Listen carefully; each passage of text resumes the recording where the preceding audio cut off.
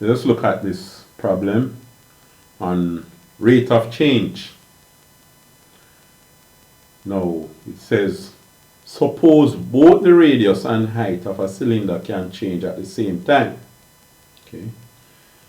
If the radius of a cylinder is increasing at a rate of 1.4 millimeter per second and the height is increasing at 2.5 millimeters per second, at what rate is the volume changing when the radius is 300 millimeter and the height is 500 millimeters?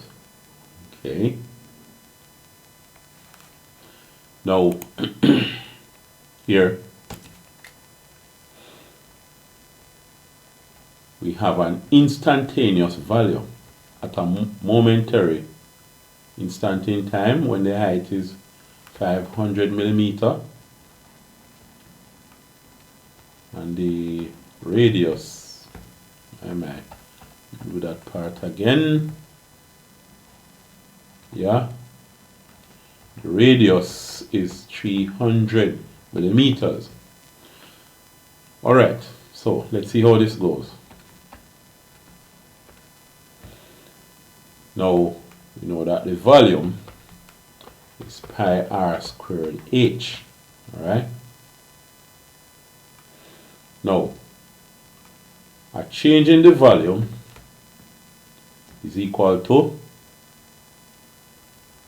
the rate at which the volume change as the radius change times a change in r, all right?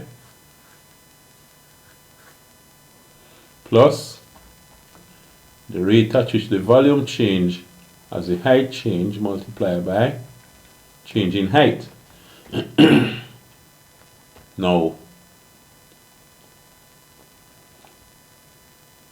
here, what we want is the rate at which they're changing with respect to time, because we have per second. So let's divide by t. So change in time, divide by change in time, divide by change in time. All right?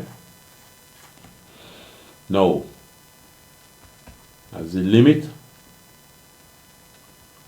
of change in time tends to 0, then all of these curly delta become the curved delta, or the del becomes delta. Delta v by delta t, that's a partial derivative. Now remember that this means the differential, the change in. What this means, the rate of change, right?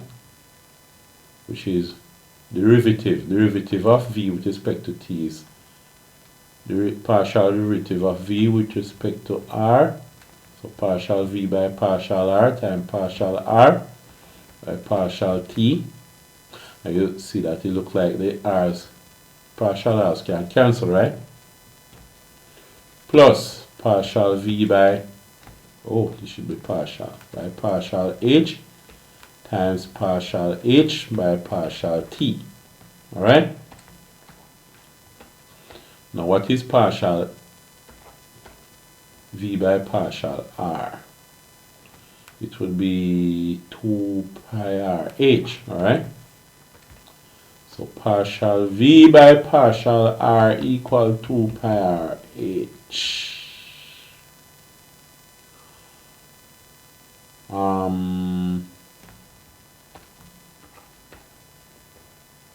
Partial v by partial h would be pi r squared. So the partial v by partial h part would be pi r squared. Alright, the partial r by partial t. Partial r by partial t equal, well, this means the rate at which the radius is changing with respect to time. And they say radius increasing at 1.4 millimeter per second. So this would be 1.4. And then we need partial h by partial t would be rate at which height is changing with respect to time is 2.5 millimeter per second. So it will be 2.5 millimeter per second. All right. Now, what we therefore have so far is a partial derivative of v with respect to time. Well, no, it's not just partial. This would be total derivative with respect to time. Right. It's total, you know. So it's dv by dt. The total derivative of volume with respect to time equals the partial derivative of volume with respect to r time partial t, because when you come here it's partial, right? With r and h, you hold h constant and you do r, then you hold r constant and you do h, but this part is total, so this delta should be, oh, not that, that is okay, but this part, this delta should really be d. Alright, so here now, dv by dt, dv by dr, or delta v by delta r, which is 2 pi r h times delta r by delta t is what? 1.4 plus delta v by delta h, that's pi r squared, times what now? Times 2.5. Alright, r and h. Remember that r is 300, h is 500. So dv by dt is equal to 2 pi times 300 times 500 times 1.4 plus pi times 300 squared times 2.5.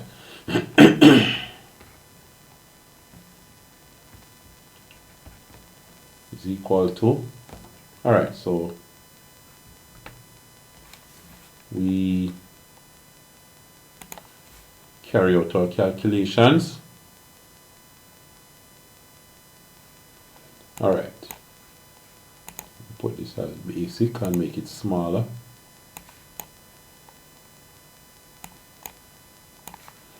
Alright, so 2 times pi times 300 times 500 times 1.4 equal, alright, large number, 1,319,469, 1,319,469, 1,319,469 plus, and then we go again with our calculator.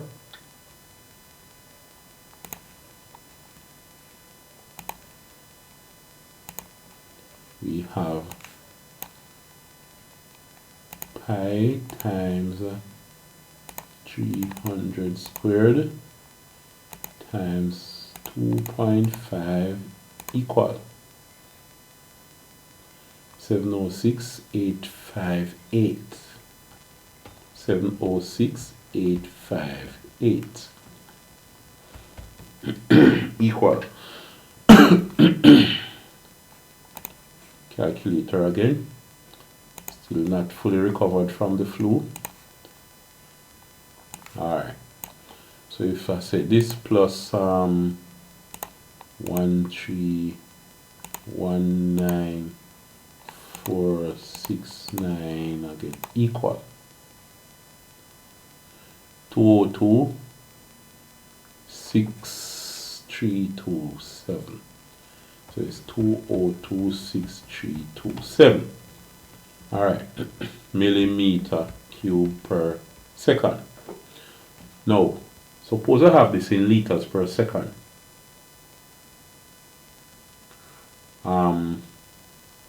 Could do some amount of conversion.